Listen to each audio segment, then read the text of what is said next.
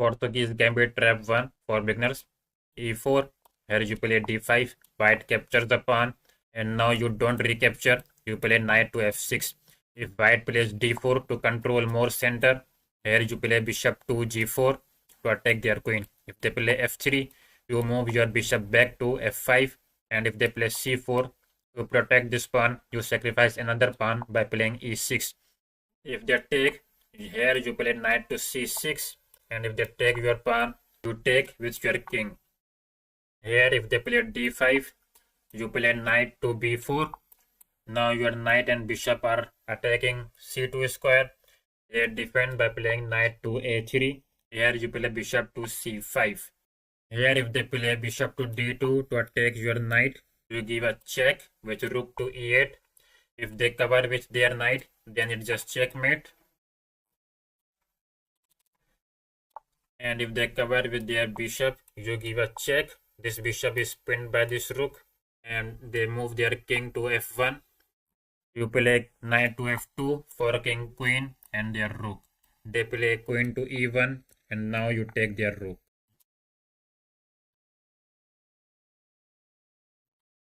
Here if they play bishop to E3 to protect this pawn, you play bishop to B4 check, and if they cover with knight, you play rook to E8, pinning this bishop. Here if they play queen to D2, then you take the pawn on D4. They take your queen, you take their queen. If they play king to F2, you can just take their bishop. If they take, you play knight to C2, forking rook and the king. And if they try to become greedy by playing king to F4 to hit your bishop, you just play king to G6 to protect this bishop. Now if they try to save their rook by playing this, you can just give a check. King goes to E5, then you play rook to E8 check.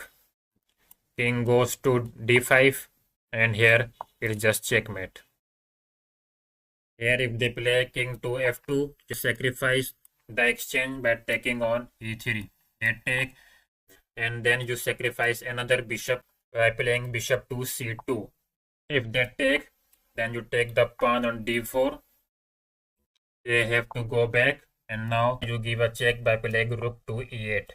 They are forced to cover with their knight. You take, and now if they go here, then it's just checkmate. So here white has to sacrifice their queen to avoid the checkmate. Here if they don't take your bishop, they play queen to D2. Then you sacrifice your knight by playing knight to G4 check. And if they take your knight, you play queen to G5 check. King goes to E2, then you give a check by playing rook to E8. King goes to F2, and now you take their queen. If they don't take your knight, if they go king to E2, then you give a check by playing queen to E7. They are forced to cover with their knight. Here you don't take their queen, but you take their knight. And now if white tries to save their queen by playing queen to F4 check, you play bishop to F5. Now there is a discovery. White has to cover with their queen, because if they play king to D1, then it's just checkmate. And if they move their queen to C1, then you play bishop to C2. There is a discovery, and now white has to cover with their queen, and it's checkmate. Here if they capture your bishop, then you take the pawn on E4 with check. They have to go on D1, and now you capture their queen. If they capture your knight, then you just take their queen. So after knight to G4 check, white plays king to F4. You play bishop to D3 check. Now white is forced to take our knight. Here we sacrifice our another bishop. If they take, then you play queen to H4. Now there is nothing white can do to stop checkmate. If they play G4 to cut off our queen from E4, we just play rook to E8. And now all squares surrounding white king are controlled by black. So now whatever they play, it just checkmate.